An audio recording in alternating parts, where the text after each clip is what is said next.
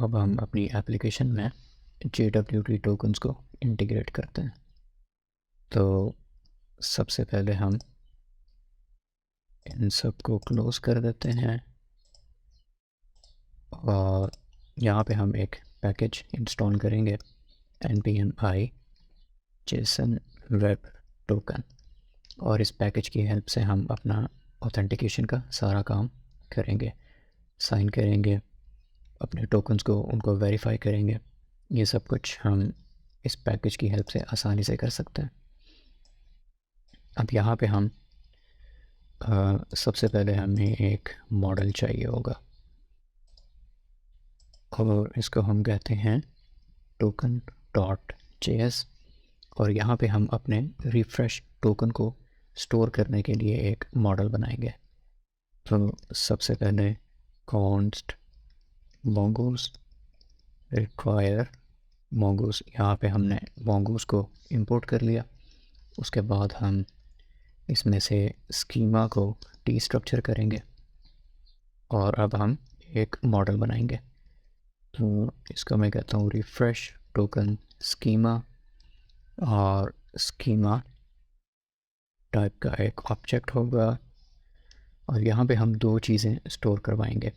एक तो हमारा टोकन होगा जो कि टाइप होगी हमारी एक स्ट्रिंग, और ये होगा रिक्वायर्ड, और वो टोकन किस यूज़र पे हमने इशू किया, किस यूज़र के लिए हमने वो टोकन इशू किया, हम उस यूज़र की आईडी को भी स्टोर करवाएंगे।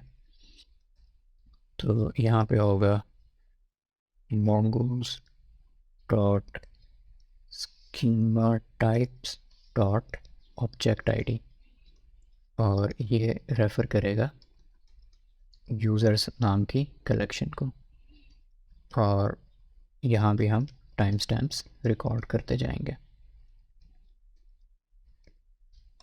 और हम इसको एक्सपोर्ट कर देंगे मॉड्यूल डॉट एक्सपोर्ट्स और mongoose डॉट मॉडल, और मॉडल का नाम है रिफ्रेश टोकन, मॉडल की स्कीमा है रिफ्रेश टोकन स्कीमा, और डेटाबेस में हम चाहते हैं कि हम एक कलेक्शन हमारे पास बने टोकन्स नाम के। और ये हमारा मॉडल रेडी है। अब हम एक सर्विस बनाएंगे और उस सर्विस के थ्रू हम अपने JWT टोकन्स को स्टोर करवाएंगे, साइन करवाएंगे, वेरीफाई करवाएंगे। हमारे पास एक सेंट्रल लोकेशन होगी जहाँ पे हमारा JWT टोकन्स या ऑथेंटिकेशन से रिलेटेड सारा काम होगा।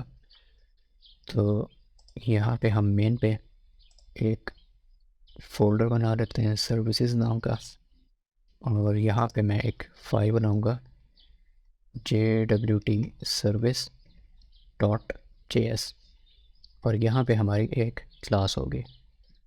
सबसे पहले हम अपने पैकेज को इंपोर्ट करते हैं const JWT require our JSON web token। उसके बाद हम एक क्लास बनाते हैं JWT service, और यहाँ पे हमारे पास कुछ मेथड्स होंगे। तो हमने साइन करना है अपने एक्सेस टोकन को, हमने साइन करना है अपने रिफ्रेश टोकन को, हमने वेरीफाई करना है अपने एक्सेस टोकन को, हमने वेरीफाई करना है अपने रिफ्रेश टोकन को, और हमने अपने रिफ्रेश टोकन को स्टोर भी करवाना है।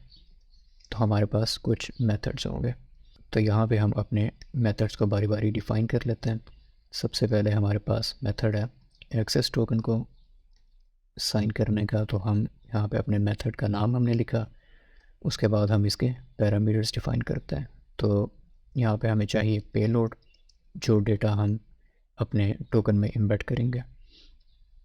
इसके अलावा हमें चाहिए एक्सपायरी टाइम, और हमें चाहिए सीक्रेट की, और यहाँ पे हम रिटर्न करवा देंगे JWT डॉट साइन, साइन को हम देंगे पेलोड, सीक्रेट, और एक ऑब्जेक्ट में हम पास करेंगे एक्सपायरी टाइम, तो एक्सपायर्स इन, और यहाँ पे हमारे पास जो एक्सपायरी टाइम होगा।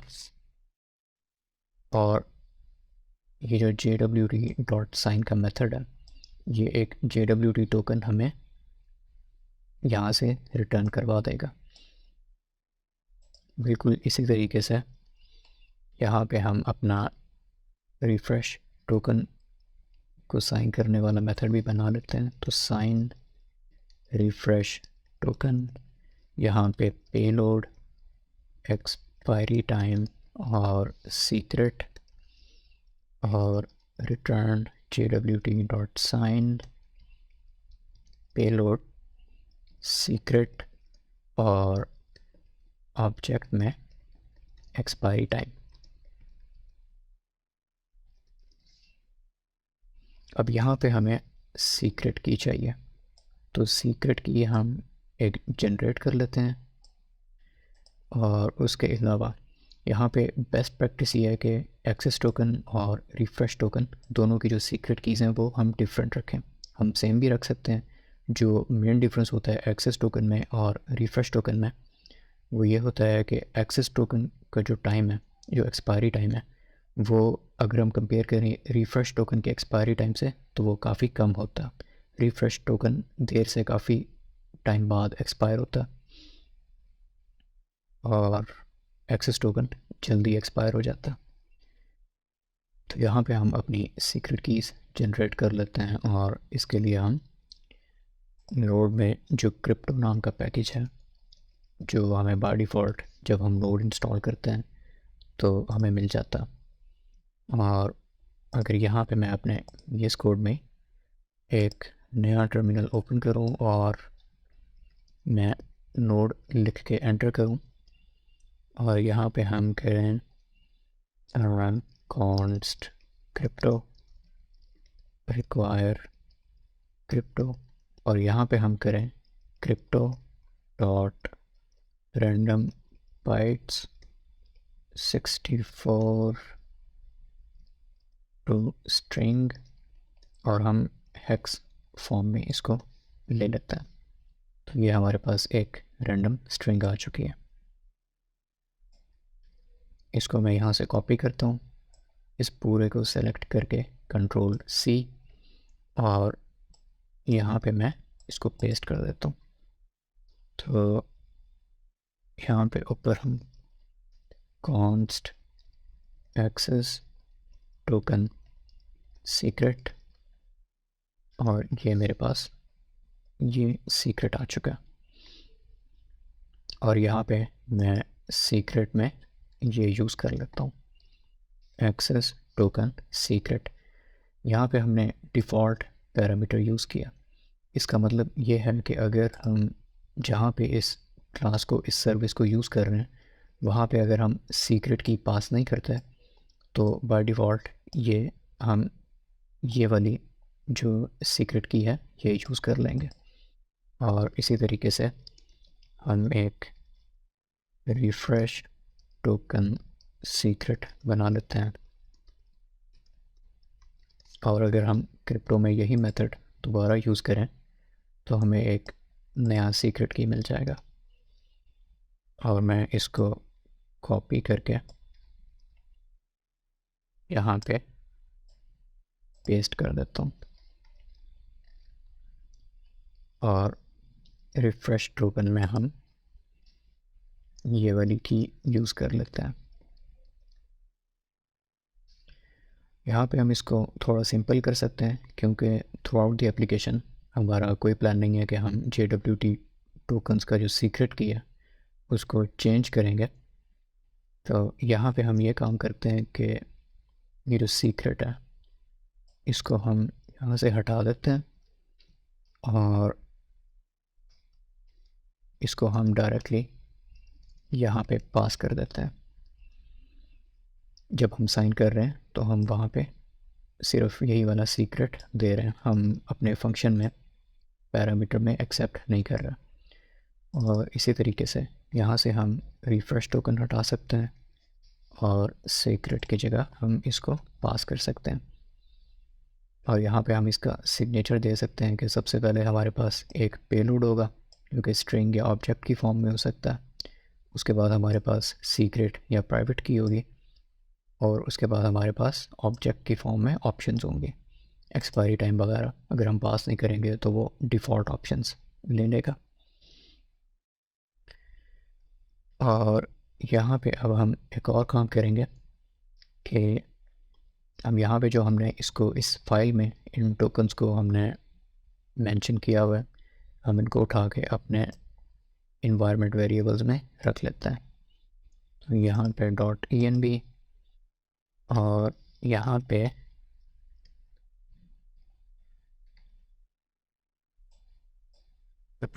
ऐसे आ जाएगा, और इसी तरीके से रिफ्रेश टोकन सीक्रेट, और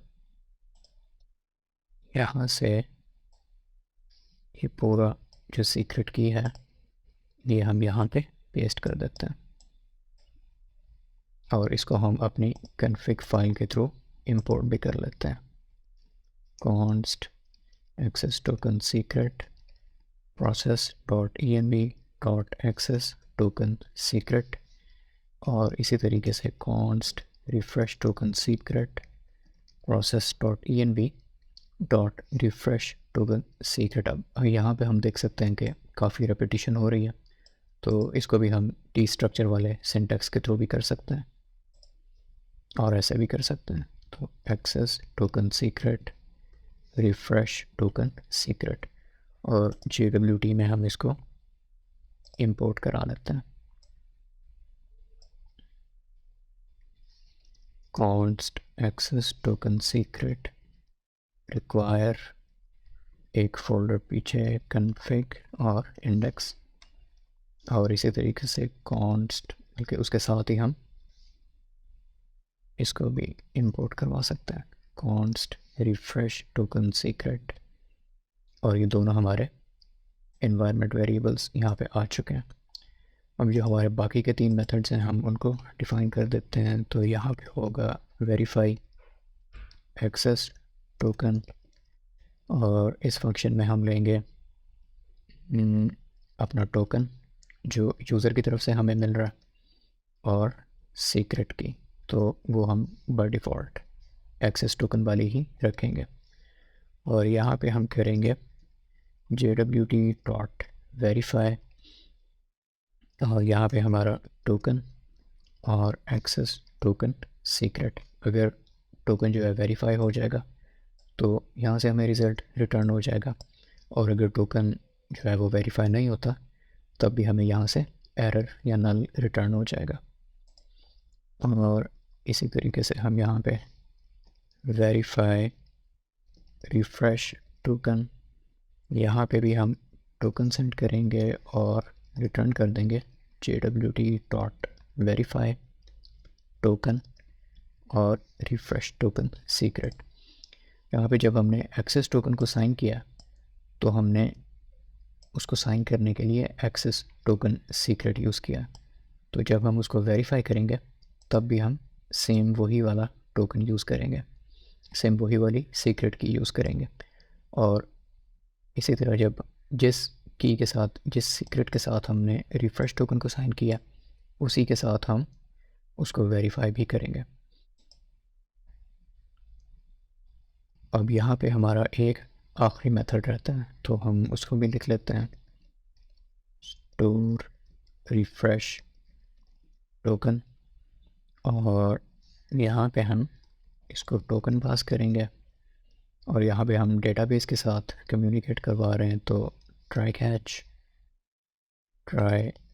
कैच, और यहाँ पे एरर आ जाएगा।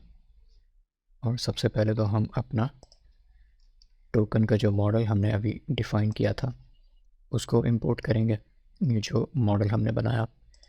तो कॉन्स्ट रिफ्रेश टोकन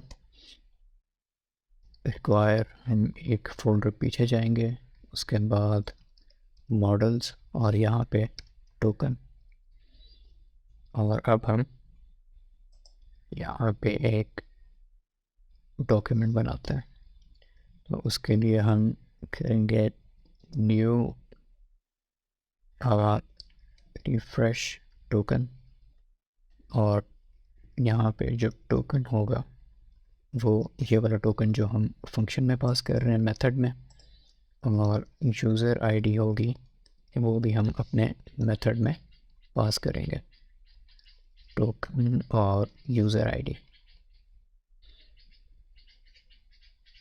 और इसको हम स्टोर करवा लेते हैं न्यू टोकन में, और अब हम इसको अपनी डेटाबेस में स्टोर करवा लेंगे। तो await new token dot save,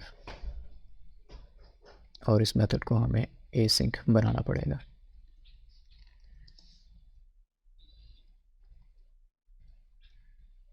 और कैच में हम सिंपली कंसोल कर देते हैं, और अपनी इस क्लास को हम एक्सपोर्ट कर देंगे module dot exports JWT service. उसके अलावा एक काम हम यहाँ पे कर सकते हैं कि ये जो मेथड्स हैं इनको हम स्टैटिक मेथड्स बना देते हैं, ताकि हम जब भी इनको इंपोर्ट करें और यूज़ करने लगें तो हमें हर बार एक नया ऑब्जेक्ट ना बनाना पड़े। हम इसको स्टैटिक कह सकते हैं, और हम डायरेक्ट क्लास का नाम दे के उसके आगे ये मेथड्स एक्सेस कर सकते हैं।